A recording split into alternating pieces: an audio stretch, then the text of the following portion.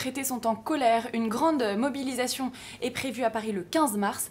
On va essayer de comprendre pourquoi avec Marie-Cécile Renaud. Bonjour Marie-Cécile. Bonjour Ariane. Alors vous êtes journaliste au service économie du Figaro. Il y a bien sûr d'abord la fameuse augmentation de la CSG depuis le 1er janvier qui a du mal à passer. Expliquez-nous pourquoi. Alors oui, ça ne passe pas du tout. C'est le chiffon rouge, la mesure la plus polémique du budget de la Sécu 2018. Donc les retraités sont soumis à une hausse de la CSG de 1,7 point comme tout le monde, sauf que pour eux, il n'y a pas de compensation par des baisses de cotisations, comme c'est le cas pour les actifs. Donc une partie des retraités n'est pas concernée, vraiment les petits retraités, mais 60% d'entre eux le sont et vont prendre la hausse de la CSG de plein fouet. Alors le gouvernement met en avant que certains pourront bénéficier de la diminution progressive de la taxe d'habitation, mais pas tous, loin s'en faut. Donc pour beaucoup de retraités, c'est une perte de pouvoir d'achat. D'autant ils ont été surpris parce que la hausse de la CSG est arrivée début janvier sur les bulletins de pension. Et ils avaient entendu le gouvernement dire les retraités à partir de en dessous 1 200 € ne seront pas concernés. Ils se sont aperçus que ce n'était pas le cas.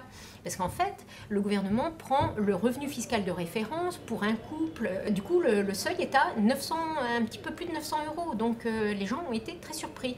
Qui a le droit à un départ anticipé? Ça, c'est une question qui les travaille beaucoup. Le dispositif de départ anticipé pour carrière longue, ça reste un sujet de préoccupation majeure. Ça représente un départ sur 5. Les questions remontent sur la plateforme de la Caisse nationale d'assurance vieillesse concernant ce dispositif.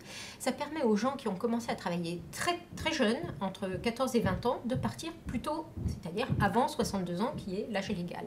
Donc il y a des conditions strictes de trimestre. Il faut avoir validé tous ces trimestres, il faut avoir commencé à cotiser très tôt. Mais par exemple, quelqu'un peut partir à 60 ans s'il a cotisé au moins 5 trimestres avant la fin de l'année de ses 20 ans et s'il a son nombre de trimestres pour partir au taux plein. Alors une autre chose que vous m'expliquez, Marie-Cécile, c'est que ceux qui pensent partir à la retraite ont intérêt à le faire assez rapidement, en tout cas avant le 1er janvier prochain. Oui, alors je ne suis pas sûre que tout le monde ait pris conscience de la mise en place de cet accord Agirc-Arrco sur les retraites complémentaires qui va entrer en vigueur donc le 1er janvier.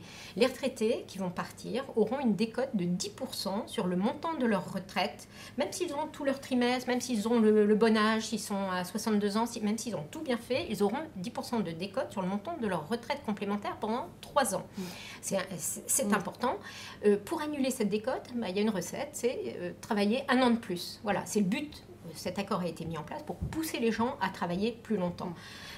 Et même, cerise sur le gâteau, ils auront une petite surcote s'ils vont au-delà de l'année supplémentaire.